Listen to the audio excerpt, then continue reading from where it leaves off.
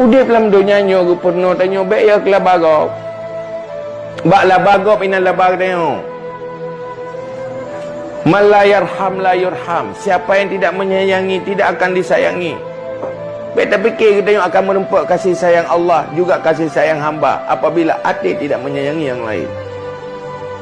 Hati dengkinya hati tidak menyayangi, hati senang dengan kehancuran orang lain. Hinan sumber kejahatan. Pakar roh tak maupat karena dengki.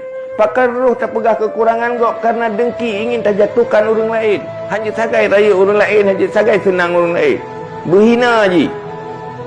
Yang mandum sumber dari tinggal yang pegah oleh Nabi.